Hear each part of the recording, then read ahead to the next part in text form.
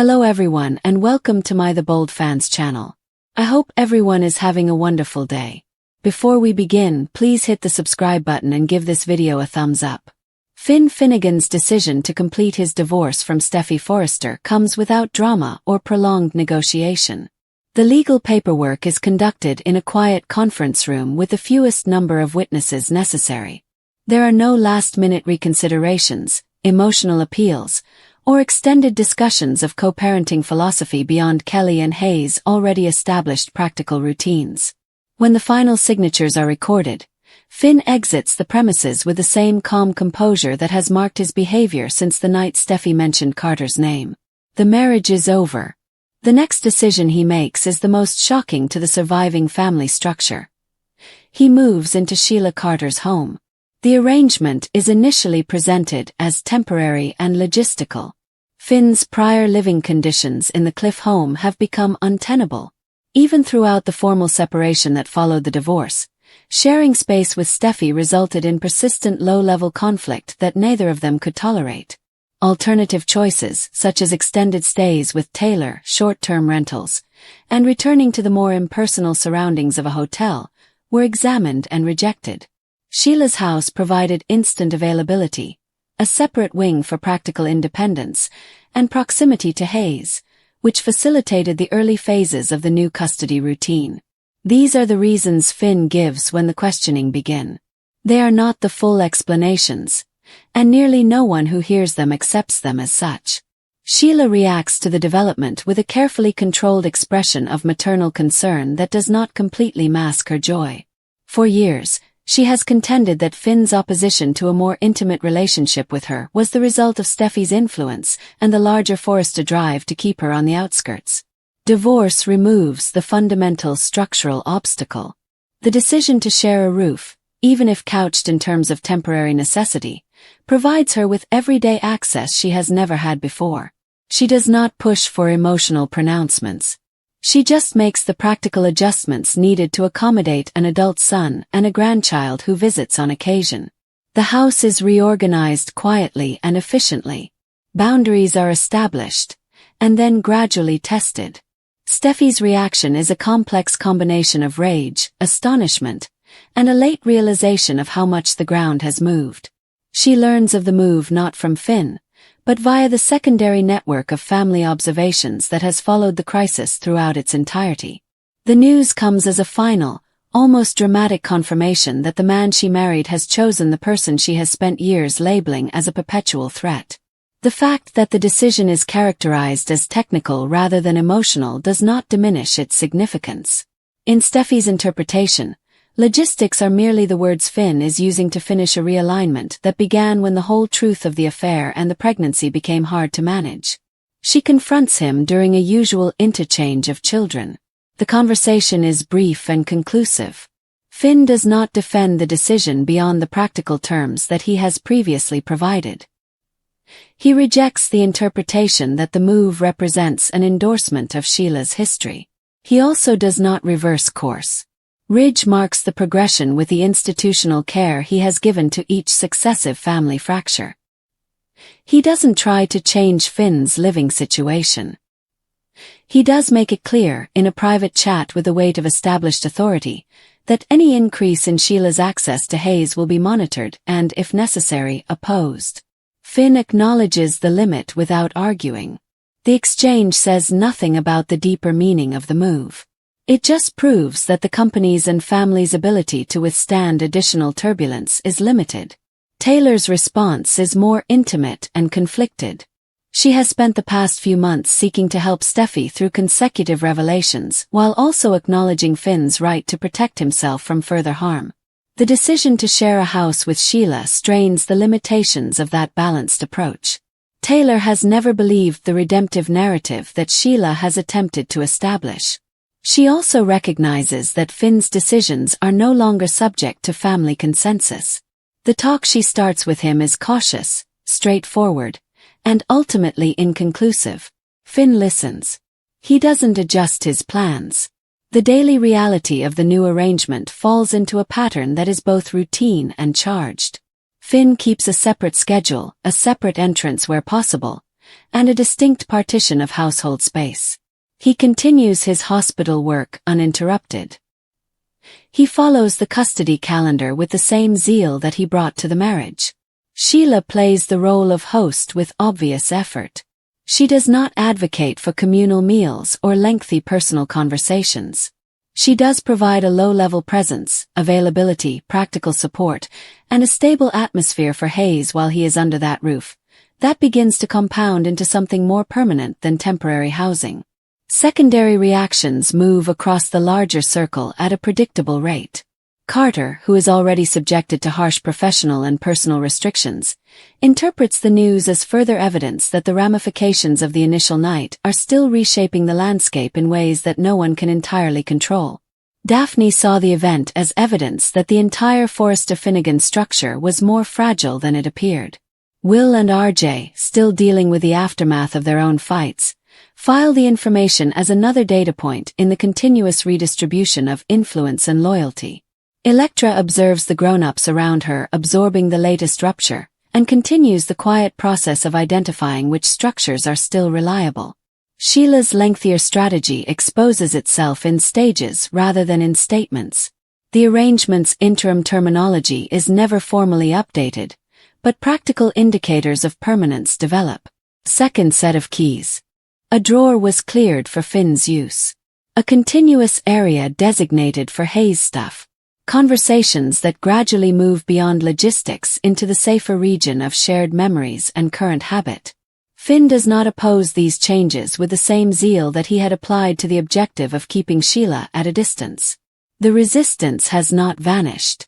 It has been moved to a softer register, one that puts daily life management ahead of maintaining ancient limits. The psychological process underlying Finn's decision is more complex than mere retribution against STEFFY. The further revelations, the adultery, the pregnancy, the planned termination, and the uttered name, caused weariness, rendering the familiar atmosphere of the Cliff House uninhabitable. SHEILA's house provided a clean escape from that environment and, more significantly, a location in which he was not compelled to play the residual character of the wronged spouse that was still swirling within Forrester gravity. The decision has parts of realism, isolation, and a lengthier, unfinished reckoning with his biological mother, whom he has never fully incorporated into his adult self. This combo is unstable. It is also, for the moment, functioning. STEFFY's efforts to contest the agreement through formal channels yield minimal results. Custody schedules stay maintained. Legal objections to the home choice are insufficient if Finn establishes that Hayes' time under SHEILA's roof is supervised, structured, and compatible with existing directives. The larger objection, that the move reflects an improper endorsement of SHEILA's history, is more emotional than legal. STEFFY is left with the secret awareness that the man who once stood with her against SHEILA's every encroachment now shares a property boundary with her. The knowledge does not result in reconciliation. It further hardens the already permanent separation caused by the divorce. Hayes responds to the multiple residences with the resilience and quiet perplexity that children frequently exhibit when adult systems restructure around them. He asks fewer questions than adults might expect. He learns the new procedures. He continues to wander between the Cliff House and SHEILA's property in accordance with a calendar that Finn and STEFFY keep carefully neutral. The grown-ups monitor for signals of distress and discover, for the time being, simply the normal adjustments of a youngster whose parents no longer share a house. The overall Forrester response takes on a cautious tone. Ridge adheres to professional norms that restrict unnecessary contact between STEFFY and Carter, while also paying extra attention to any growth of SHEILA's footprint. Taylor continues to provide STEFFY with support that does not need her to agree with every emotional reaction that the circumstance elicits. Brooke sees the latest development as yet another chapter in the family's lengthy history of secrets and realignments that have defined both their public and private lives. Nobody attempts a coordinated intervention. The unstated consensus is that Finn's decision falls outside the scope of collective rectification. SHEILA recognizes the fleeting nature of her advantage and does not overdo. She has waited too long and missed too many previous opportunities to make a premature claim to permanence. The daily presence of her son under her roof is a type of progress that she is willing to protect with restraint. Conversations stay light. Demands remain low. The greater effort of parental repositioning proceeds in the background, with accumulated regular days rather than dramatic statements. Finn's internal accounting practices remain largely hidden. He fails to provide a more detailed explanation of the move to the rest of the family. He does not review the emotional inventory of the marriage in any situation that would necessitate further disclosure. He works. He's a parent. He lives in a different part of SHEILA's house with the same controlled discipline he used to keep her at a remove. The inconsistency is obvious to anybody who looks. He does not resolve it in their favor. The divorce and the residential decision culminate a realignment that began when the entire reality of STEFFY's decisions became hard to conceal. The marriage is over. Finn's new living situation puts him in daily contact with a person STEFFY has constantly identified as an existential threat to their family. The symbolism is strong. The practical reality is calmer, more ordinary, and, at the moment, stable. The next months will reveal if that stability can withstand the lengthier stresses of history, SHEILA's ambitions, and the unsolved biological and emotional implications that continue to circulate across the larger family. For the time being, the facts are straightforward and unchangeable. Finn is divorced. He has moved into SHEILA's home. The rest of the Forrester universe is left to process the significance of both. If Finn and STEFFY's marriage finally hits its breaking point, the bold and the beautiful could be in for one of the most shocking shocks in its history. After everything they've been through together, it may seem unthinkable that John Finn Finnegan would ever abandon STEFFY Forrester permanently. However, a heartbreaking divorce might change everything, leaving Finn emotionally shattered and looking for a new beginning. In a shocking turn of events, Finn may find up moving into the home of the one person STEFFY would never want him to be near, SHEILA Carter. Finn's relationship with SHEILA has long been one of his most difficult. SHEILA is his biological mother, but that has never made their relationship easier. Finn has often grappled with the decision of whether to utterly reject SHEILA or give her another try. STEFFY, on the other hand, has always seen SHEILA as a serious threat to her family. She understands how dangerous SHEILA can be, and she has worked hard to keep her away from Finn, Kelly, Hayes, and the rest of the Forrester family. That makes the thought of Finn staying in SHEILA's house even more explosive. The crisis could begin when Finn and STEFFY reach a point where they can no longer pretend that their marriage is working. Their partnership has endured attacks, betrayals, family feuds, and SHEILA's obsession. However, each tragedy has left a new scar. Even when Finn and STEFFY are reunited, the unresolved issues persist. STEFFY may finally conclude that love is no longer enough. Perhaps Finn makes a decision that STEFFY can't forgive. Perhaps he decides to defend SHEILA again, despite everything she has done. Perhaps Finn becomes increasingly frustrated as STEFFY refuses to recognize his mixed feelings for his birth mother. What begins as another disagreement may become the argument that ultimately wrecks their marriage. Finn may insist that he does not want SHEILA to dominate his life. He could argue that he has spent years attempting to escape the gloom that surrounds his birth mother, only to learn that emotionally blocking her out is impossible. STEFFY could hear something quite different. She may assume Finn is once again preferring SHEILA before his wife. This could be the last straw. If STEFFY files for divorce, Finn may first assume that they may eventually reconcile. He may struggle to realize that the woman he loves is genuinely walking away. However, as the divorce progresses, Finn may become more isolated. His family connections may also become strained. The Forresters have never been fully comfortable with Finn, especially while SHEILA is there. Ridge, Brooke, Liam, and others may hold strong opinions on the scenario. STEFFY's close ones are likely to support her after the divorce, leaving Finn feeling like an outsider. That's when SHEILA can make her move. SHEILA may use Finn's sadness as an opportunity to reconnect with her son. She may approach him when he is at his most vulnerable and offer him something no one else will: a place to stay. At first, Finn may resist the concept. He knows exactly how STEFFY will react. He also recognizes that moving into SHEILA's home would appear to be a declaration of war against the Forresters. However, Finn may eventually get to the point where he no longer cares. After losing his marriage, he may believe he has already lost everything. SHEILA may tell Finn that he doesn't have to deal with the fallout of the divorce alone. She might remind him that she is his mother, and no matter what STEFFY or the Forresters believe, she will always be there for him. That emotional appeal might work. Finn might finally bring his bags to SHEILA's residence. Imagine STEFFY's shock when she finds out her ex-husband is now living with SHEILA. She would probably be outraged, but it may be mingled with disbelief. STEFFY may be wondering how Finn went from vowing to protect their family from SHEILA to becoming her housemate. For STEFFY, this would be a nightmare come true. She might accuse Finn of proving she was correct all along. STEFFY claims that SHEILA desires more than just a relationship with her kid. She seeks control over him. STEFFY may assume that SHEILA has patiently waited for the ideal moment to entice Finn back into her world.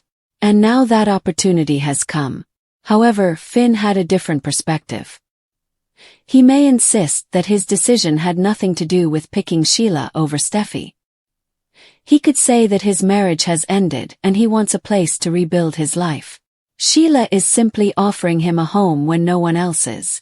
That debate could spark an even more intense conflict. Finn may also come to see a different side of SHEILA when they are living together. Away from STEFFY and the Forresters, SHEILA may become emotional with Finn. She may tell him anecdotes about his youth and share previously unknown details about his background. Finn could feel sympathy for her. That does not imply that he would suddenly approve of all SHEILA has done. However, continual proximity may disrupt their connection. Finn may begin to doubt whether he has judged his mother too severely. SHEILA would surely reinforce those doubts. She could tell Finn that STEFFY never really accepted her. She might argue that STEFFY spent years attempting to separate mother and son. SHEILA may position herself as a victim, stating that all she wanted was to meet her son. Finn may begin to doubt if SHEILA's claims are true. This would make the tale far more perilous. The primary challenge would be whether Finn could establish boundaries while living with SHEILA. SHEILA is not known for respecting boundaries, particularly when she perceives someone she cares about is being taken away from her. With Finn under her roof, she may become increasingly possessive. She might begin interfering in his life. SHEILA could persuade Finn to avoid STEFFY. She might persuade him that visiting his ex-wife will just revive old scars. She may also push him to spend more time with her rather than with those who rejected her. Finn may first resist. But sadness can leave people vulnerable. Finn may progressively get separated from those who might warn him about SHEILA. That could be just what SHEILA wants. Finn's dependence on his mother makes it more difficult for him to identify when she exceeds the line. STEFFY would probably notice the change. She could see Finn becoming colder and more distant. She may also note that SHEILA is suddenly showing up every place in Finn's life. This could cause STEFFY to feel that her ex-mother-in-law is manipulating him. STEFFY might decide she needs to intervene. This could result in a showdown between STEFFY and SHEILA, unlike anything fans have witnessed before. STEFFY could show up at SHEILA's house asking to speak with Finn. SHEILA might refuse to let her in. The two women may exchange harsh words as their old hate flares up again. Finn could go into the conflict and be forced to take sides. STEFFY may inform him that this is precisely what she dreaded. She may warn Finn that SHEILA is manipulating him, and that he is hurting his own life by inviting her back into it. But Finn could surprise STEFFY by defending his mother. He might tell STEFFY that their marriage is finished, and that she no longer gets to decide where he lives or who he spends time with. That revelation may upset STEFFY since it would show that the man she loved had changed. However, Finn's decision could be transitory. The bold and the beautiful rarely allows such a surprising revelation to remain straightforward. There could be a greater reason why Finn moved into SHEILA's house. Perhaps Finn is quietly exploring something. Perhaps he has begun to suspect SHEILA is keeping another secret. Instead of adopting his mother's story, Finn could elect to stay close to her and find out the truth. If that happens, Finn will be playing a very risky game. SHEILA has far more expertise with manipulation than Finn understands. If she realizes that her son is researching her, she may use the circumstance against him. She might even fabricate proof indicating that Finn is the one acting suspiciously. That might land Finn in big trouble. Another possibility is that Finn is convinced he can help SHEILA change. He could tell himself that living with her will allow him to finally comprehend her. Finn has always grappled with the subject of whether individuals can change, and SHEILA could be his greatest challenge. Unfortunately, Finn may realize that love does not always prevent harmful actions. SHEILA can grow jealous if Finn starts dating again. She may interfere with his friendships or professional life. She may even grow obsessed with reuniting Finn and STEFFY if she believes that reconciliation will grant her access to the Forrester family again. That would result in an extremely difficult situation. STEFFY, meantime, may try to move on with her life. She could concentrate on her children, profession, and family. But seeing Finn living with SHEILA may make it tough for her to fully let go. There might still be feelings between them.